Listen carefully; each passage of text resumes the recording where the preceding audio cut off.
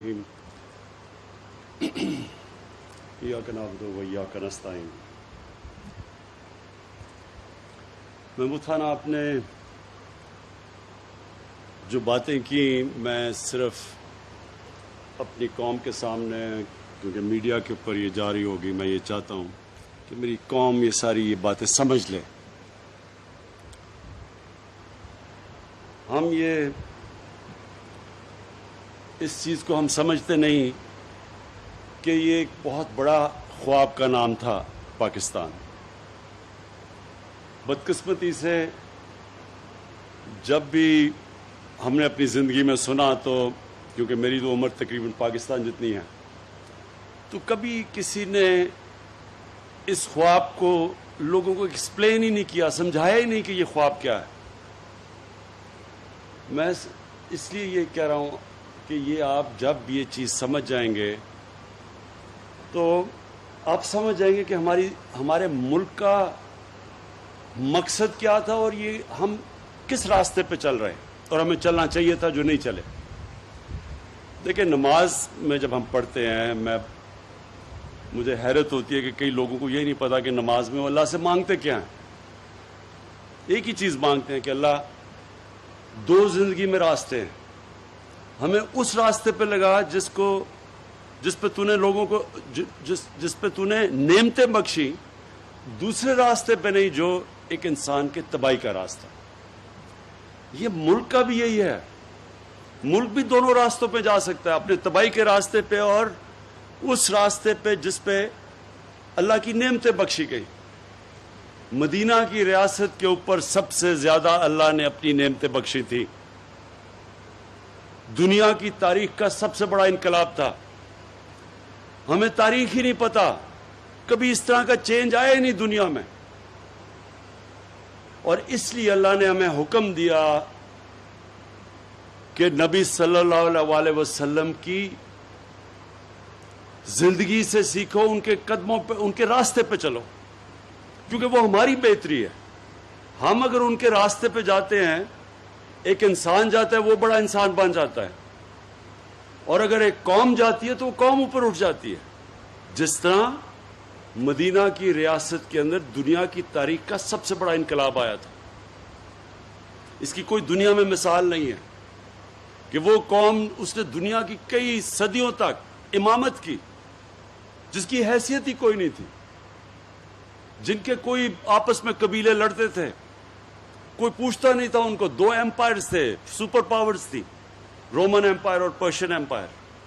उधर से वो उठ के, और ये भी दुनिया की तारीख का एक हिस्सा है कि इतनी तेजी से कभी भी कोई कौम दुनिया पे गालिब नहीं होगी। तो हम जब एक बड़े ख्वाब का नाम लेते हैं पाकिस्तान, तो वो हमारे जो नजरियाती लीडर थे अल्लामा इकबाल, वो ये कह रहे थे, क्योंकि सारे मुसलमान तो पाकिस्तान में नहीं आ सकते थे बर्रे सगीर के, लेकिन ये इस मुल्क ने मॉडल बनना था उस रास्ते के ऊपर जिसने इस कौम को एक अजीम कौम बनाना था। तो उसके कई असूल अल्लाह ने तय किए हुए हैं। सबसे पहला असूल कानून की बालादस्ती, रूल ऑफ लॉ, जिसको इंसाफ कहते हैं।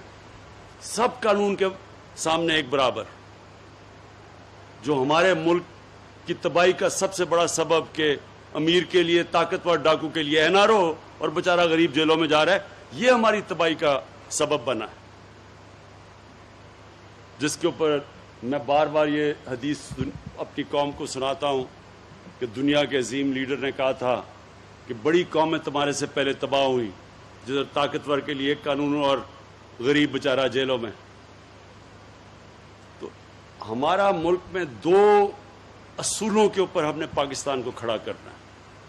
एक कानून की बालादस्ती, और ये जो सारे माफिया इस वक्त इकट्ठे होके एनआरओ लेने की मेरे से कोशिश कर रहे हैं, और जो नहीं कभी कामयाब होंगे, क्योंकि मैंने इनको कभी एनआरओ नहीं देना, इनको कानून के नीचे लेके आना है।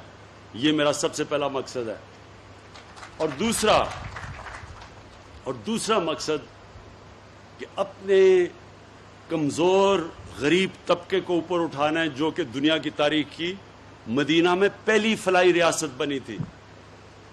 جدھر ریاست نے ذمہ داری لی تھی اپنے کمزور لوگوں کی. یہ جو آپ پیچھے دیکھ رہے ہیں فلیٹ، کیوں یہ 2011 تب سے یہ پروجیکٹ ہے اور یہ چلتا نہیں؟ کیونکہ غریبوں کا پروجیکٹ ہے.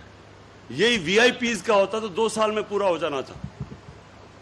غریبوں ہیں، کسی کی آواز نہیں ہے، مزدور ہیں، ان کا پیسہ بھی کہیں اور چلا جاتا ہے، ان کی زمینوں بھی اور استعمال ہو جاتے ہیں، ان کے اوپر قبضہ گروپ بھی آ جاتا ہے، کیونکہ آواز نہیں ہے لوگوں کی، کمزور ہیں لوگ.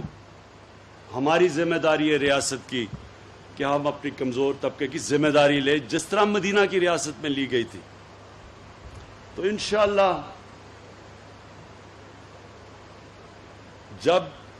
جب بھی ہمارا ٹائم ختم ہوگا، یہ 5 سال ختم ہوں گے، میں یہ دیکھنا چاہتا ہوں کہ پاکستان میں یہ نہیں میں دیکھنا چاہتا کہ امیر کیسے رہ رہا ہے، میں یہ دیکھنا چاہتا ہوں کہ ہمارا کمزور طبقہ، اس کو ہم نے کیسے اوپر اٹھایا ہے. آپ کو شاید میرے پختونخوا کے ممبر آف پارلیمنٹ،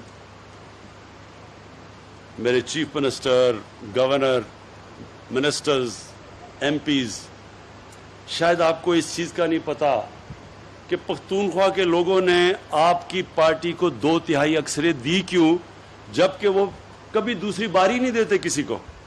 ایک باری دیتے ہیں لوگوں کو، دوسری باری میں ایک وہ گیا تو دوسرے کو پھر چانس دیتے ہیں. تو کیوں 2/3 اکثریت دی؟ یونائٹڈ نیشنز UNDP کی ایک رپورٹ ہے یونائٹڈ نیشنز کی، وہ بھی انہوں نے شائع کی ہے. 2013 کے بعد سارے پاکستان کے صوبوں میں جس صوبے کے اندر سب سے تیزی سے غربت کم کی گئی وہ پختونخوا تھا. جس صوبے میں، دوسری چیز، سب سے تیزی سے امیر غریب میں جو فاصلہ تھا وہ کم کیا گیا وہ پختونخوا تھا. اور تیسری چیز UNDP کی رپورٹ میں آئی کہ جس صوبے میں سب سے زیادہ ہیومن ڈیولپمنٹ ہوئی، انسانوں کے اوپر سرمایہ کاری کی گئی، وہ پختونخوا تھا. اس لیے پختونخوا کے باشعور لوگوں نے 2/3 اکثریت دی ہمیں. مجھے تب بھی میں سنتا تھا جی کدھر ہے نیا پختونخوا، بڑے بڑے وہاں سے آتے تھے پنجاب کے وہ پولیٹیشین جو آج دم دبا کے لنڈن میں بھاگے ہوئے ہیں اپنا پیسہ بچانے کے لیے اور قانون سے بچنے کے لیے. زیادہ دیر نہیں بچے گا انشاءاللہ، ان کو ہم واپس لے کے آئیں گے، فکر نہ کریں گے. تو یہ یہاں آ کے کہتے تھے کدھر ہے نیا پختونخوا، کیونکہ ان کو تو عادت پڑی ہوئی تھی کہ صرف بڑے بڑے امیر کو امیر کر دو. ان کو تو پتہ ہی نہیں تھا کہ نیچے کیا ہو رہا ہے، کتنا بڑا انقلاب آ رہا ہے. اور انشاءاللہ اس باری جب ہمارے 5 سال مکمل ہوں گے تو جو انقلاب آئے گا وہ سب سے پہلے صحت کا انقلاب. یہ جو ہیلتھ کارڈ ہے، اور میں خراج تحسین پیش کرتا ہوں سب سے پہلے جو صوبہ جس نے سب سے پہلے یونیورسل ہیلتھ کوریج کی، مطلب کہ سارے شہریوں کو کور کیا ہیلتھ انشورنس سے، وہ پاکستان کی تاریخ میں وہ صوبہ. اور آپ کو اس کا اعزاز جاتا ہے محمود خان کہ آپ نے سارے صوبے کے لوگوں کو کور کیا. اور آئی ڈی کارڈ جو آپ کا ہے، ایک پختونخوا کے شہری کا آئی ڈی کارڈ کا مطلب کہ اس کا خاندان کو ہیلتھ کوریج پوری مل گئی ہے 10 لاکھ روپے کی. اور اس سے آپ دیکھیں گے کہ پرائیویٹ سیکٹر اب ہسپتال بنائے گا. ہو سکتا ہے کہ آپ کو یہاں محمود خان پیسہ ہی نہ خرچ کرنا پڑے، پرائیویٹ سیکٹر آ کے یہاں ہسپتال لگا دے. آپ پرائیویٹ سیکٹر کو اب زمین دے دیں. صرف پرابلم یہ ہوتا ہے کہ زمین کی شہروں میں اتنی زیادہ قیمتیں ہیں کہ وہ ہسپتال بناتے ہوئے وہ ڈرتے ہیں. تو اگر آپ نے ان کی کنسیشن پہ یہاں زمین دے دی تو پرائیویٹ سیکٹر، کیونکہ اب تو سب کے پاس ہیلتھ کارڈ ہے، تو سب پہلے تو یہ تھا نا جی غریب علاقوں میں جاتا کوئی نہیں تھا پرائیویٹ سیکٹر میں، اب تو ساروں کے پاس ہیلتھ کارڈ ہے. کہیں بھی گاؤں میں بھی اب ہسپتال بن سکتے ہیں، پرائیویٹ سیکٹر آئے گا تو ہو سکتا ہے گورنمنٹ کے آپ کو پیسے نہ لگانے پڑے یہاں. اور دوسری چیز، یہ جو ہاؤسنگ کی میں نے بات کی، یہ پہلی دفعہ انشاءاللہ پاکستان میں بڑی مشکلوں سے ہم نے سارے قانون اور رکاوٹیں دور کرتے ہوئے یہ جو عام مزدوروں کے لیے گھر، عام لوگوں کے لیے، ویلڈر کے لیے، مکینک کے لیے، جو آج تک کبھی گھر سوچ ہی نہیں سکتے تھے کہ ان کو اپنے سر پہ چھت ملے گی، یہ ان لوگوں کے لیے پہلی دفعہ پاکستان میں اب وہ ہم نے وہ رکاوٹیں ختم کی ہیں کہ اب بینک پیسے دیں گے کہ وہ اب عام آدمی اپنے لیے بینک سے قرضہ لے کے اور وہ گھر بنا سکے. تو انشاءاللہ مجھے یہ جو آپ کا پتہ چلا کہ 5 سال میں وہ جو آپ اس وقت کہا جا رہا ہے کہ 5 سال میں پوری قسطیں کریں, وہ انشاءاللہ ہم آپ کی قسطیں لمبی کر دیں گے تاکہ زیادہ بوجھ, یعنی کہ ایک آدمی جتنا گھر کا کرایہ دیتا ہے اتنی قسط ہونی چاہیے تاکہ وہ قسط بجائے کرائے پہ جائے وہ قسط دے اور اپنا اس کا گھر ہو جائے. تو انشاءاللہ وہ میں اس کا پورا کروں گا. اور وہ جو آپ نے باقی آپ کی زمینیں پڑی ہوئی ہیں, جو لیبر کی زمینیں پڑی ہوئی ہیں, میں نیا پاکستان ہاؤسنگ کو خاص طور پہ جا کے آج ہی بلکہ کل پہنچ کے میں آفس میں تاکید کروں گا کہ آپ کے ساتھ بیٹھ کے ایک پارٹنرشپ کریں تاکہ یہ جو جتنے بھی آپ کے یہاں ہم کنسٹرکشن شروع کر سکیں اور مزدوروں کے گھروں پہ, تاکہ ساری جگہ کام شروع ہو جائے. تو وہ بھی انشاءاللہ میں آپ کے لیے کر دوں گا. اور آخر میں مجھے جو سب سے زیادہ خوشی ہوئی وہ یہ کہ میں 2 سال پہلے آ کے گراؤنڈ بریکنگ کی تھی ممند ڈیم کی. تو آج جب میں نے وہ جو ممند ڈیم دیکھی ہے, ماشاءاللہ وہ پورا کرونا کے باوجود پورا اس کے اوپر کام ہو رہا ہے اور 2025 میں یہ ڈیم بن جائے گی. اور اس ڈیم سے 17,000 ایکڑ زمین مزید پشاور کے علاقے میں اس کے اوپر سیراب ہو جائے گی, اس کے لیے پانی ہو جائے گا. پشاور کے لیے 300 ملین گیلن کا پانی آ جائے گا کیونکہ پشاور کا پانی نیچے جا رہا ہے. تو اس سے پشاور کے لوگوں کو پانی کا بھی مسئلہ حل ہو جائے گا. اور پھر بجلی, جو بجلی یہاں سے ہوگی پشاور کے لیے تو سستی بجلی ہمیشہ کے لیے آ جائے گی یہ ممند ڈیم سے, تو یہ بھی آپ کا مسئلہ حل ہو جائے گا. اور یہ ماشاءاللہ یہ ایک وہ پروجیکٹ ہے کہ 50 سال کے بعد یہ بڑی ڈیم پہلی پاکستان میں بنے گی.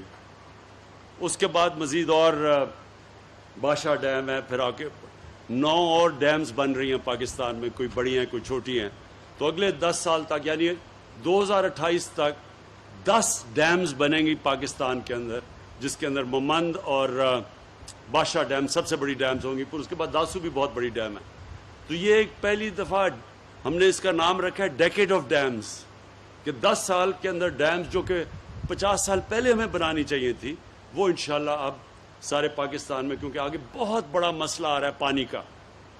اور پھر کیونکہ ہمارے فوڈ آبادی بڑی تیزی سے بڑھ رہی ہے تو وہ فوڈ سیکیورٹی کا, تو اس کے لیے یہ جو واٹر ریزروائرز ہیں ان کی بہت ضرورت ہے اور سستی بجلی کی ضرورت ہے. بدقسمتی سے ہم نے ڈیمز اور بنائی نہیں. پاکستان میں تو 50,000 میگا واٹ کا ہم پانی سے بجلی بنا سکتے تھے, اور ہم نے کیونکہ نہیں بنائی تو اتنی مہنگی بجلی آج پاکستان کو پڑ رہی ہے اور قرضے بھی ملک کو بھی مقروض کیا ہوا ہے. تو یہ بھی مجھے آج بڑی خوشی ہے آپ کے مزدوروں کے لیے فلیٹس کا بھی, اور مجھے یہ بھی خوشی ہے کہ بالکل آج جو میں نے ممند ڈیم دیکھی ہے بالکل ٹائم پہ مکمل ہوگی 2025 میں. میں آخر میں پھر سے آپ کو محمود خان پختونخوا, آپ کو اور پختونخوا صوبے کو خاص طور پہ خراج تحسین پیش کرتا ہوں, کیونکہ جو آپ نے ہیلتھ کارڈ, جو آپ نے سب کو ہیلتھ کارڈ دیا ہے, یعنی پختونخوا کا آئی ڈی کارڈ کا مطلب کہ سارے پختونخوا کے شہریوں کے پاس ہیلتھ کارڈ ہے اور کسی بھی ہسپتال میں اپنا علاج کروا سکتے ہیں.